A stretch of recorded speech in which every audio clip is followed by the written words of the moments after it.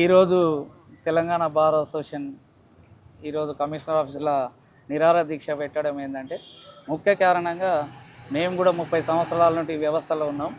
ఈరోజు బార్లు అనేది నష్టాల్లో ఉంది. కరోనా కానుండి అందరికీ తెలిసిన విషయం. అప్పటి నుండి నష్టాలు ఉన్నా కూడా ఇక మనం ఈ ఫీల్డ్లో ఉన్నాం కాబట్టి ముందుకు పోవాల్సి వస్తుంది. తర్వాత మేము కూడా ఎందుకంటే వైన్ షాప్ కానీ బార్లు కానీ 2 కళ్ళ లాంటివి గవర్నమెంట్కి అంటున్నాం. రెవెన్యూ విషయంలో అన్నీ చెప్పినాము. రెవెన్యూ కావాలంటే మేము కూడా కొత్త బార్లు కొత్త వైన్ షాపులు ఇచ్చినా మేము ఇబ్బంది పెట్టలేదు గవర్నమెంట్ రెవెన్యూ.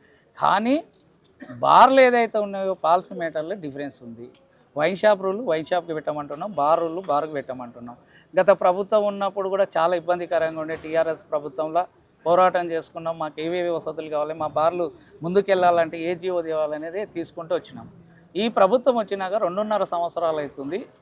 మరి మినిస్టర్ గారిని ఎన్నోసార్లు రిప్రజెంటేషన్ ఇచ్చినాం. కమిషనర్ గారు 3 అయినరు, వాళ్ళకు కూడా రిప్రజెంటేషన్లు ఇస్తూనే ఉన్నాం. రోజుకు వచ్చే వరకు కొత్త ఆట అయిపోతుంది. మాకు బాధ ఏంది, ఇప్పుడు మాకు చిన్నవి లుసుకులు మా బార్లు దెబ్బతినడానికి కారణం ఏంటంటే 3 ఉన్నాయి. పర్మిట్ రూమ్ ఏదైతే రూల్స్ ఉందో దానికి ఒక జీవో ఉంది. జీవో నెంబర్ 24, 25, 26 డిపార్ట్మెంట్కి తెలుసు. డిపార్ట్మెంట్ కాదా గవర్నమెంట్ ఇంప్లిమెంట్ చేసిన జీవో కూడా ఉంది.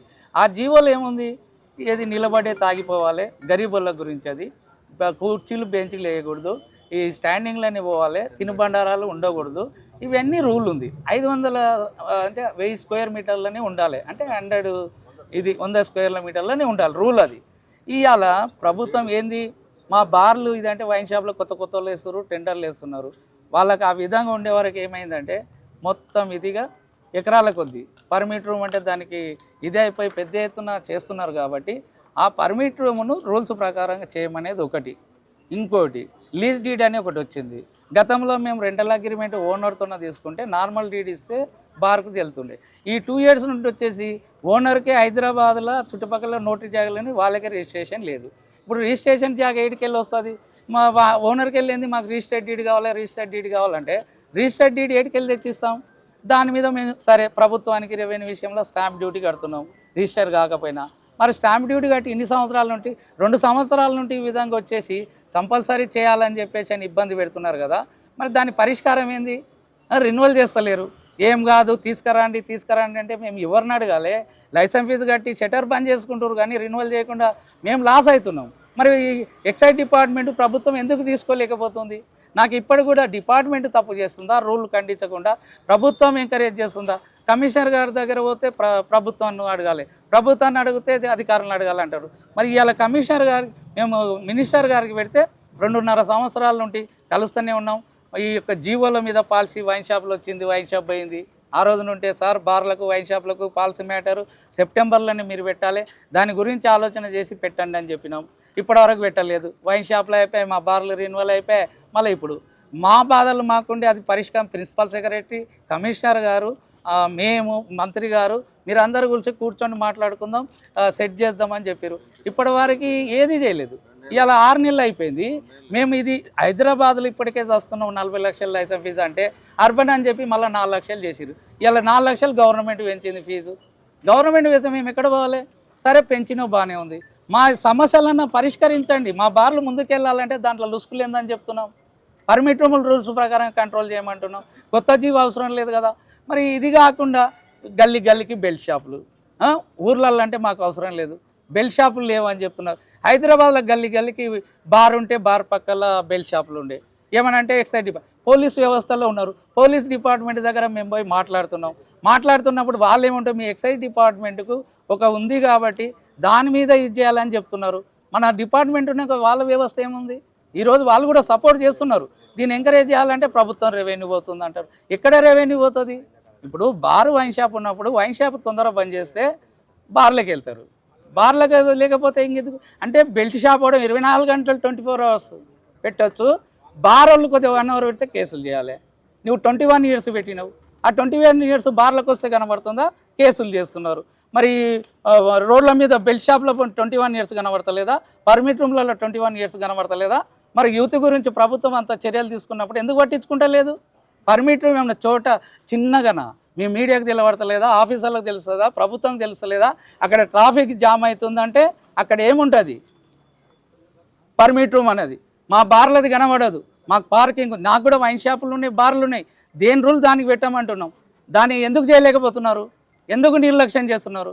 ఎక్కడ పోతుంది రెవెన్యూ? వైన్ షాప్లో అమ్ముతానే రెవెన్యూవా? బార్లో తాగితే రెవెన్యూ రాదా? మరి మేము లైసెన్స్ ఫీజు 42 లక్షలు ఏడికెళ్ళి కట్టాలి? నువ్వు వైన్ షాప్లో తాగితే వాళ్ళు బాగుపడుతున్నారు, మళ్ళీ బార్లు ఎక్కడ పోవాలి? జీవనోపాధి ఇస్తున్నాం. జీవనోపాధి మరి ప్రభుత్వం ఇయ్యింది. మేము 30 సంవత్సరాలు ఉంటున్నాం, మరి 30 మందికి జీవనోపాధి ఇస్తున్నాం. ఈఎస్ఐ కడుతున్నాం, పిఎఫ్ కడుతున్నాం, రెంటల్ ట్రేడ్ లైసెన్స్ కడుతున్నాం, ఫుడ్ లైసెన్స్ కడుతున్నాం. అన్ని లైసెన్సులు మాకున్నాయి. మరి ఎందుకు నిర్లక్ష్యం? ఇవాళ మళ్ళీ వచ్చి కొత్తగా ఇది ఒక గ్యాస్ ప్రాబ్లం వచ్చింది. మేము గ్యాస్ ప్రాబ్లం వచ్చిన రెస్టారెంట్ అయితే నడపాలి కదా, ఎవరు పట్టించుకుంటున్నారు? ఇలా మా బాధ ఏమని చెప్పుకోవాలి? 2.5 సంవత్సరాలు అయింది గవర్నమెంట్ వచ్చేసి. మినిస్టర్ దగ్గర ఎన్ని రిప్రజెంటేషన్లు ఇచ్చినాం, కమిషనర్ దగ్గర ఎన్ని రిప్రజెంటేషన్లు ఇచ్చినాం. ఇవ్వాలా రేపు అంటే మేము సచ్చిన తర్వాత పాలసీ వస్తుందా? ఎందుకు మాట్లాడలేకపోతున్నారు? ఇది సెస్ అనేది పెట్టిరు, బాగానే ఉంది. ఆ సెస్ అనేది బిల్లులు ఏమంటున్నాం, అది రాదు. ఈ టర్న్ ఓవర్ ట్యాక్స్ అది స్పెషల్ మార్జిన్ అని వస్తుంది, దానికి ఎందుకు ఇవ్వలేకపోతున్నారు? ఈ డిపార్ట్మెంట్ ఇది రెవెన్యూ కావాలంటే మేము రెవెన్యూ ఎన్నిక రెడీగా ఉన్నాం. డిపార్ట్మెంట్ కడుతుందా? మా మీద ప్రెషర్ పెట్టి వాడు బెల్ షాప్ 24 గంటలుగా లేట్ అయితే ఇష్టం వచ్చిన పెనాల్టీ రూల్స్ ప్రకారం అయ్యారు. మళ్ళీ 18% కలెక్ట్ చేయాలి ఒక్కరోజు లేట్ అయితే. సచిన పాముని ఇంకో చంపుకుంటూ పోతే మా బాధలు ఎవరికి చెప్పుకోవాలి? ప్రభుత్వం ఎందుకు నిర్లక్ష్యం చేస్తుంది? మినిస్టర్ గారు ఎందుకు నిర్లక్ష్యం చేస్తున్నారు? మొన్నసారి మినిస్టర్ దగ్గర కూర్చున్నాం, ఆ రోజు కూర్చుంటే ఆ రోజు ఏమన్నారు? నిరాహార దీక్ష ఎందుకు చేస్తారు? నా దగ్గర ఎందుకు, కమిషనర్ దగ్గర అంటే ప్రభుత్వం మీరు కమిషనర్ అధికారులు ఏం చేస్తారండి? మీరు జీవో పాస్ చేయండి, ఇంప్లిమెంట్ చేయండి. అధికారులు చేయకపోతే వాళ్ళ తప్పు అవుతుంది. మీరు ఎందుకు చేయలేకపోతారు? కమిషనర్ గారు ప్రభుత్వం దృష్టిలో పెట్టండి అబ్బా అంటున్నాం. ఏది రిజిస్టర్డ్ డీడీ గురించి ఇప్పటివరకు చిన్న సమస్య అది కాకపోయా మేమేమంటున్నాం, గల్లీకి బెల్ట్ షాపులు ఉన్నాయి. హైదరాబాద్లో బార్లు ఉన్న దగ్గర, వరంగల్లో కానీ నిజామాబాద్ పల్లెటూర్లలో ఉంటే మాకు సంబంధం లేదు. బార్లు ఉన్న దగ్గర ఎందుకు నిషేధించలేకపోతున్నారు? వైన్ షాప్ 11 గంటలకు బంద్ కాగానే 24 అవర్స్ బెల్ట్ షాప్లో పోటీ పోతే మా బార్లకు వచ్చే కస్టమర్ లేడు. మేము రెంట్ కట్టాలా? నీవు లీజ్ డీడ్ పెట్టినావు, ₹1,00,000 ప్రభుత్వానికి రెవెన్యూ ప్రాబ్లం ఉందా? ₹1,00,000 రెంటల్ ఇస్తే 3 లక్షలు 4 లక్షలు ఉంటే లేకపోతే కాల్ చేయమంటుండు. అంటే మా ఇద్దరు గొడవ పెడుతున్నారు. దానివల్ల ప్రభుత్వానికి ఏమన్నా సంబంధమా? అధికారులు సీఏ దగ్గర పోతే డీసీలు అంటే వాళ్ళకి రూల్ తెలియదా? అమిటి చదువుతలేరా, ఉద్యోగం చేస్తలేరా అంటారు. కింది స్థాయి ఆఫీసర్లు ఏమంటారు? పై అధికారులు చెప్పాలంటే మేము కిందికి మీద తిరిగితే పిచ్చోళ్ళం కనబడుతున్నామా? మరి ఎన్ని రోజులు ఈ వ్యవస్థ? మేము లక్షలు కట్టుకుంటూ కూర్చున్నాం. ఇంత దారుణమైంది. మాకు ఈరోజు బాధాకరమైన విషయం. ఎవరికి చెప్పుకోవాలి? ప్రభుత్వం చూస్తలేదా? బడ్జెట్ అంటున్నారు, అదే అంటున్నారు.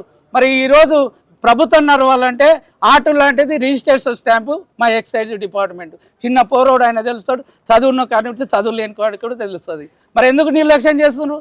అంటే బార్ అంటే చిన్న చూప, పనికిరాని కొడుకులు వీరు, మేము బెదిరిస్తే కడతారు వీళ్ళు. భయపెట్టించి లాఠీ చార్జ్ ఏమైంది? సిఐలు ఏమైంది? కడతలేవా? ఏ బంద్ చేస్తావు నువ్వు? బ్యాంక్ గ్యారంటీ ఇచ్చినాం మేము. నీకు రూల్ ఎక్కడిది? లైసెన్స్ ఫీజు కట్టకపోతే నువ్వు పోయి షాప్ బంద్ చేసే హక్కు నీకుందా? బ్యాంక్ గ్యారంటీ నువ్వు జప్తీ చేస్తున్నావు, కనబడట్లేదా? ఎందుకు లైసెన్సులను ఇబ్బంది పెడుతున్నారు?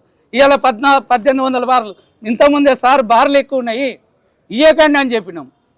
రెవెన్యూ కాబట్టి ఇవాళ మేము అబ్జెక్షన్ చెప్పలే, దానికి డిస్టెన్స్ పెట్టమంటున్నాం. నేను 30 ఏళ్ళ నుండి నా బార్ అక్కడ ఉంటే పక్కలో తీసుకొచ్చి వైన్ షాప్ పెడతాడు, కొత్త బార్ వస్తే పక్కలో పెడతాడు. ఇంతకుముందు 100 స్క్వేర్ మీటర్లు డిఫరెన్స్ ఉండే, మొత్తం తీసేసిండ్రు. అంటే మేము కొట్టుక చావాలనా? అంటే పోటాపోటీ. గతంలో ఈ పెద్ద పెద్ద మేధావులు డిస్టిలరీలు ఉన్నారు, ఇవాళ వచ్చిర్రు ఇన్వాయిస్ రేటు కమ్మిండ్రు. ఎంఆర్పి రేట్ అమ్మితే ఎక్కువ రేట్ అన్నారు, ఎంఆర్పి రేటు తక్కువ అమ్మితే కేసు లేదన్నారు. ఈరోజు బడ్జెట్ ఆ విధంగా ఉన్నందుకు ఎంఆర్పి రేట్ అమ్మనికి వచ్చారు. పెంచిన మా సొల్యూషనే కదా సార్. ఒక లైసెన్స్ ఫీజు కడుతున్నాడు, వాడు పోటా పెడుతుండ అంటే టార్గెట్ పెట్టిండ్రు. మీ టార్గెట్ అయిపోయిన తర్వాత 15% గవర్నమెంట్ రెవెన్యూ ఇవ్వాలి, మా అడ్వైతే కదా తీసుకోమని చెప్పినాం కదా. మేము బతుకుతాం, అడ్డగోలుగా రోడ్ల మీద పోతుంది. రెవెన్యూలో ఒక లైసెన్స్ ఫీజు కట్టి మరి ఇన్ని కోట్ల టర్న్ ఓవర్ చేస్తున్నారు. మీరు లిమిట్ పెట్టండి, తర్వాత 15% మీకు కలెక్ట్ చేయడానికి మేము కదా ఇచ్చింది. ఆ రోజుల్లో మేము గవర్నమెంట్ రెవెన్యూ కొడుతున్నాం, మీకు చాలా అడ్వైస్ తీసుకోండి. గత ప్రభుత్వం ఉమ్మడి రాష్ట్రం ఉన్నప్పుడు అసోసియేషన్ కమిటీని పిలిపించి ఇగో ఈ జీవో పాలసీని తీస్తున్నాం, మీరు దీంట్లో ఏముంటాయి, ఒసుకులు దుసుకులు ఉంటాయి, 2 మావే కండ్లు, వైన్ షాప్ బార్ 2 కండ్లు కాబట్టి మా అసోసియేషన్ నిలబెట్టి ఈరోజు తెలంగాణ ప్రభుత్వం వచ్చిన తర్వాత బార్ అసోసియేషన్ అని ఒక మహాత్ముడు ఆంధ్ర అతను వచ్చి లిక్కర్ అసోసియేషన్ అని 2 విడదీసి పాలు ఇచ్చిస్తున్నాడు. మరి ఏడిపోయినారు ఇన్ని రోజులు? ఇవాళ వచ్చి మేము బార్ల గురించి ప్రాబ్లం చెప్తే నీ వైన్ షాప్లో సార్ మాకు పర్మిట్ రూమ్ పెద్దగా చేయండి, వానికి బార్ లేదు ఇది లేదు అంటే వాడు తప్పుతో పట్టిస్తే మీరు వింటారు. న్యాయధర్మం అనేది డిపార్ట్మెంట్లో లేదా, ప్రభుత్వంలో లేదా? ఎక్కడ పోతుంది న్యాయం? దీని గురించే ఈరోజు పెద్ద ఎత్తున ఈ సమావేశం చేయడానికి తెలంగాణ స్టేట్ మొత్తంలో ఇబ్బందులు ఉన్నారు. మేము అందరినీ పిలవలేదు, జిల్లా స్థాయి ప్రెసిడెంట్లు సెక్రటరీ కమిటీల వరకే పిలిచినాం. వద్దు అక్కడ బాగుండదు అని చెప్పి అసెంబ్లీ నడుస్తుంది, మనం ఒక పద్ధతి మీద పోవాలని చెప్పి అందరికి పిలిపియకుండా అంతవరకు వచ్చారు. కాబట్టి ఇప్పుడు ఒక వారం లోపల ఈ యొక్క మాది పరిష్కారం అసెంబ్లీలో జీవోలు ఇవన్నీ చేయకపోతే ఇప్పుడు దండేసుకొని కూర్చున్నా. మా తెలంగాణ స్టేట్ ఆఫీసులో ఉంది, అక్కడనే నిరాహార దీక్ష చేస్తా. సావడానికైనా పనిష్మెంట్ చేస్తారా చేయరా అప్పుడు చూసుకుంటా. దయచేసి ఇప్పుడు కూడా ప్రభుత్వానికి అధికారులకు ఒకటే చెప్తున్నాం, మా సమస్యలను మీరు తీసుకెళ్ళాలి, ప్రభుత్వం దృష్టిలో పెట్టండి. కమిషనర్ గారికి మాకు ఈ కమిషనర్ వచ్చినాక మంచి నేల్పు చేస్తున్నారు, ఆయనకు పరిధిలో ఆయన చేస్తున్నారు. ఇది ప్రభుత్వం చేయాలబ్బా, ప్రభుత్వం దృష్టిలో పెట్టండి. మేము మినిస్టర్ దగ్గర పోతే మాకు కేర్ చేయకపోతే మేము ఎవరిని పట్టుకోవాలి? దయచేసి ఇప్పుడైనా కమిషనర్ గారు మరి మాకు ఎందుకంటే సపోర్ట్ చేసి ప్రభుత్వం దృష్టిలో పెట్టండి, మినిస్టర్ దగ్గర పెట్టండి. మినిస్టర్ అంటే సీఎం దృష్టిలో అంటున్నారు, సీఎం గారు కూడా దీని మీద స్పందించి మేము బతుకుతున్నాం, 40 మందికి జీవనోపాధి ఇస్తున్నాం, గవర్నమెంట్కు రెవెన్యూ ఇస్తున్నాం. కాబట్టి తక్షణమే చిన్నగా ఉన్నాయి సమస్యలు, మేము రెవెన్యూ తగ్గియమని అంటలేం, మేము ముస్తామని చెప్తలేం, కట్టలేని పరిస్థితుల్లో ఉన్నాం, అందరినీ సమానంగా చూడమంటున్నాం. బార్లు వైన్ షాపులు మీకు 2 కళ్ళ లాంటివి ఇప్పుడు కూడా చెప్తున్నాం. ఇద్దరం బాగుండాలి, మేము బార్లు ఒకటే లేదు మేము కూడా వేస్తున్నాం. ఇవాళ పరిస్థితి దిగజారిపోవడానికి కారణం కొత్త వాళ్ళు టెండర్ లేనికి వస్తున్నారు.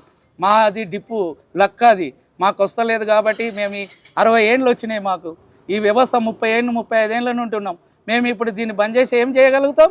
మాకు జీవనోపాధి కల్పండి, బార్లు బంద్ చేయండి, వైన్ షాప్లో పెట్టుకోండి, మరి అట్లా చేయండి, మరి మాకు జీవనోపాధి కల్పించండి. ఇప్పుడు కూడా తక్షణమే ఇద్దరిని చూడండి, రెవెన్యూ విషయంలో ఇద్దరం ఓకే ఉన్నాం. కాబట్టి దయచేసి ఇది పెద్ద ఎత్తున ఈ యొక్క నిర్ణయం తీసుకోవాలని చెప్పి ఈ సభాముఖంగా తెలియజేస్తున్నాం.